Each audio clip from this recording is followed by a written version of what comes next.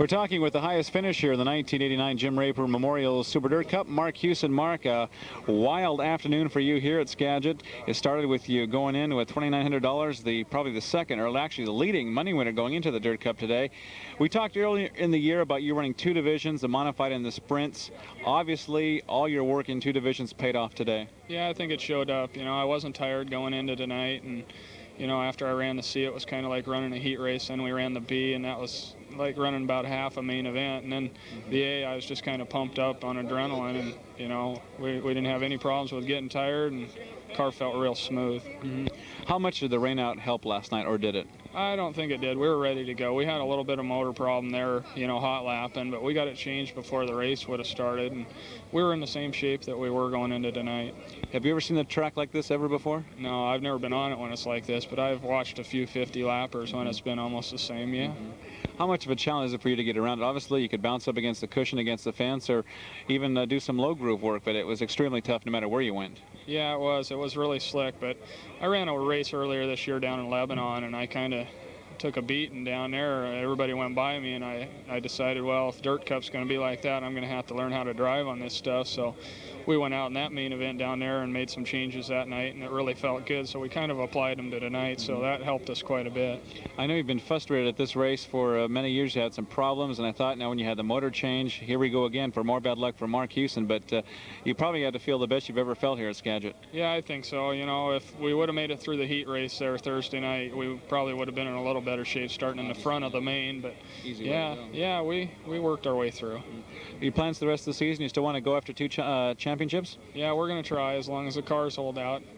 Well, Marc, pleasure watching the race today. The fans are behind you 100%, and you might have not felt that for a while up there, but it felt good today, I'm sure. Yeah, thank you. All right. Marc Huson, car number 73, the highest Washington State finisher, adding to the fourth place finisher this year's Dirt Cup, the second highest Washington State finisher, Fast Freddie Brownfield. Fred, you were fast today on a strange track.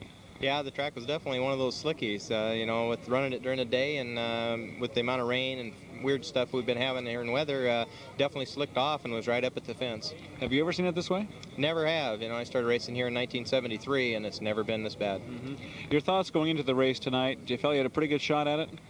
Well, we tried a new setup. We weren't real sure how confident we were of the setup, but we felt that we had as good a shot as anybody as long as we could keep the car straight and not get too much heat in the tires early and just kind of drive her straight. You know, I knew I was going to have to either run right on the fence or right on the pole.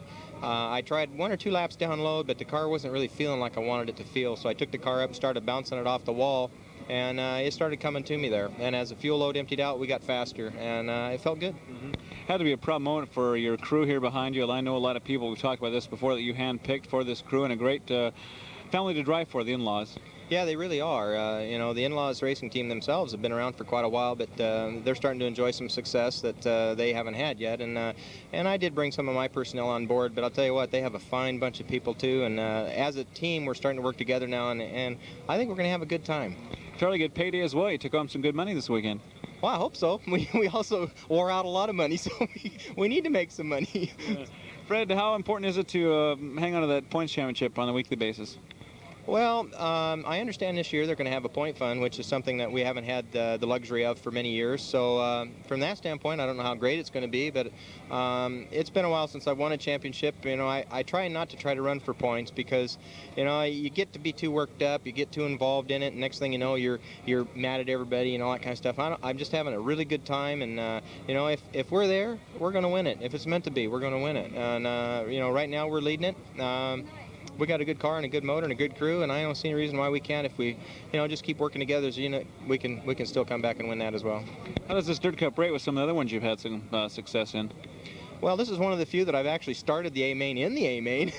Most of the time we've had to come out of the C race or something to get there.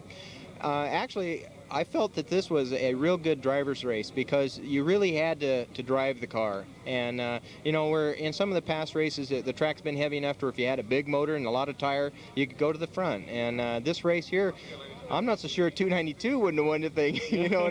But, you know, as far as I'm real happy. I'd have to rate this probably about third best as far as, well, maybe even second best. I ran a third here a few years ago, and I ran it out of the C main, and I felt really good about that race. And you know, but this one also rates right up there, you know, because everybody here needed it. Right. Fred, always a pleasure and all the best of luck, and hope maybe toward August, September you could have a championship. Well, I hope so, and thank you very much. All right, thank you. Fred Brownfield, the second highest Washington State